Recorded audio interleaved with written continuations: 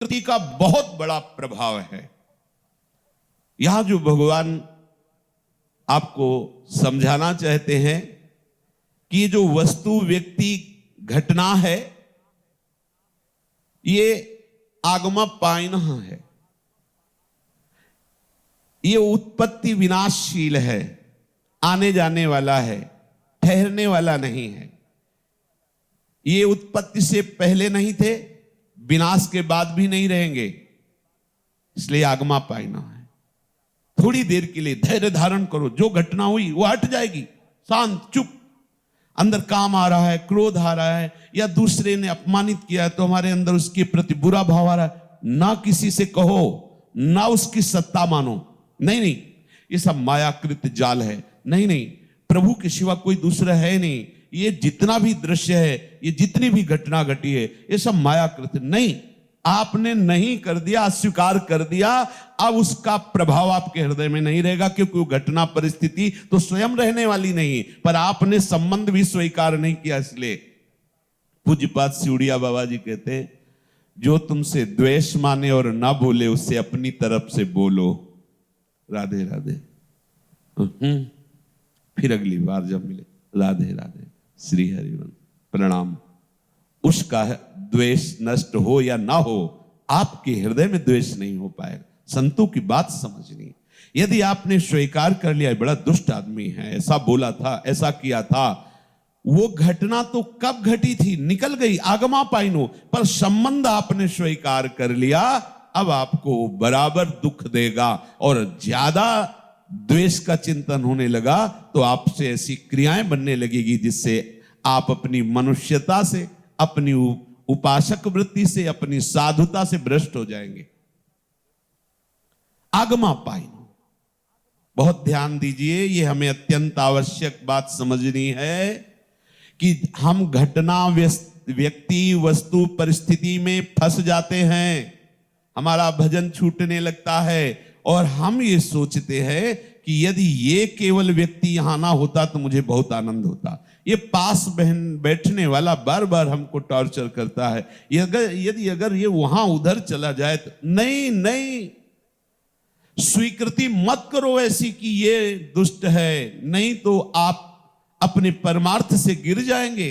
नहीं, प्रभु आप हो, हम समझ नहीं पा रहे हैं। ये जो आप चेष्टा कर रहे हो, मुझे सहने की सामर्थ्य दे रहे हो, नाथ आप नजदीक ही बैठना, कभी हमसे दूर ना होना, जिससे हमारे अंदर ऐसी सामर्थ्य आ जाए कि आपके द्वारा की हुई प्रतिकूलता में मुस्कुरा के सह जाऊं।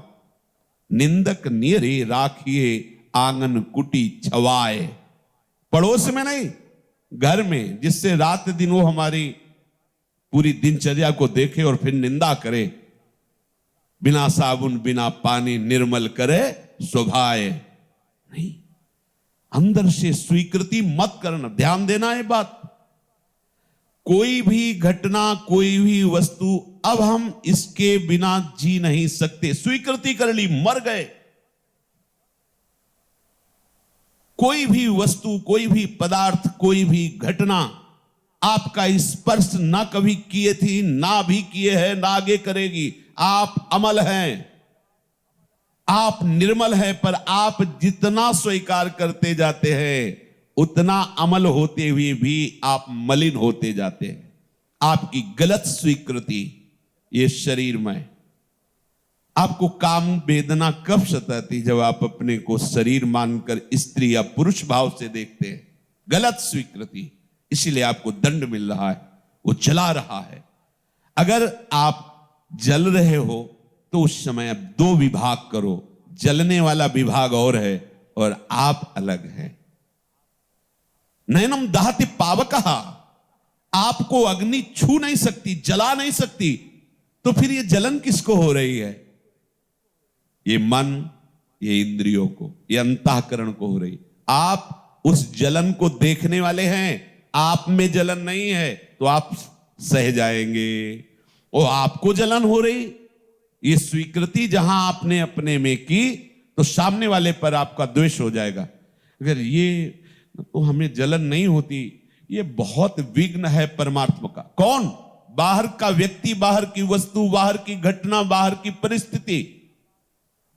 बहिर्मुख हो इसलिए आपसे चूक हो रही, अंतर्मुख होइए। अनित्याहा, ये उत्पत्ति के पहले नहीं थे।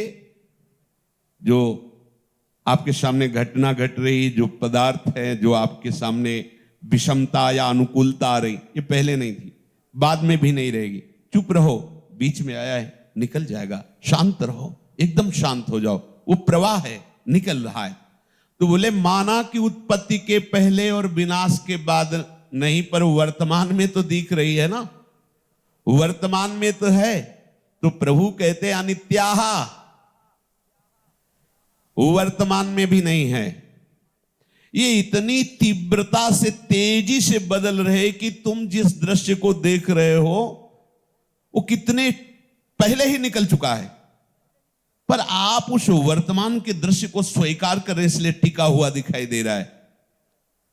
जैसे पर्दे में फिल्म चल रही है, इतनी तीव्रता से चल रही है कि आपको ऐसा लग रहा है कि 30 सेकंड से ये सीन बराबर टिकी हुई, नहीं, वो इतनी तीव्रता से चल रही कि आप पकड़ नहीं पा रहे हो, सामने मगन हो रहे हो उस वर्तमान के दृश्य पर कि देखो ये इतने मिनट बोला, इतने मिनट टिका हुआ। लेकिन नहीं, पीछे से बहुत रफ्तार से रील चल रही, ठीक ऐसे ही आपकी रील चल रही।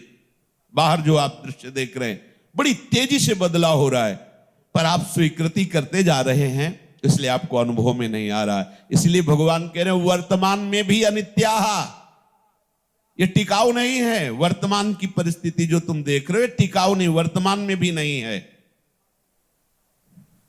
कैसे नहीं? हमें तो दिखाई दे रहा है, गलत दिखाई दे रहा है।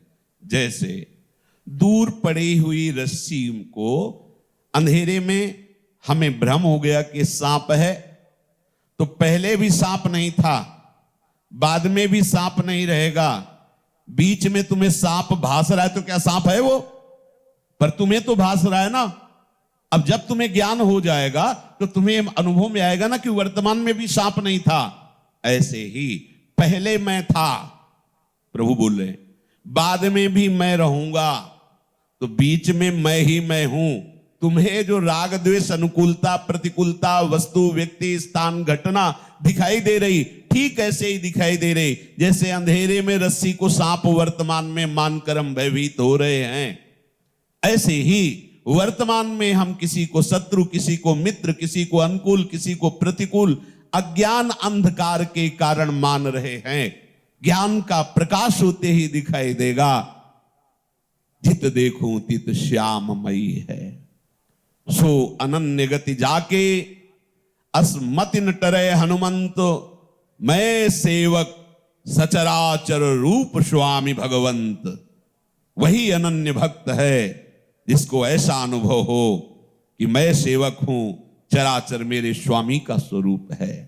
उमा जे राम चरण रत विगत काम मद को, निज प्रभु में देखें जगत के सन करें विरोध। ये बात, इसलिए वर्तमान में भी अनित्याहा, तुम्हें दिखाई दे रहा पर है नहीं। जैसे वर्तमान में तुम्हें सांप दिखाई दे रहा पर है नहीं, पहले भी रस्सी थी, बाद में भी रस्सी रहेगी जब तुम्हें ज्ञान हो जाएगा। तो वर्तमान में भी रस्सी है, केवल अंधकार के कारण तुम्हें सांप दिखाई दे रहा है।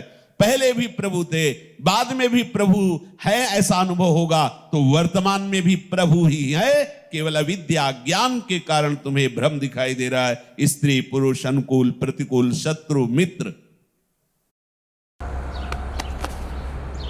60 रुपए।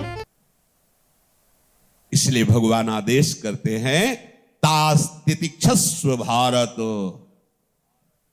ये जितने इंद्रियों के विषय हैं, अनुकूलता प्रतिकूलता, ऐसा नहीं है कि ज्ञानी को अनुभव नहीं होता।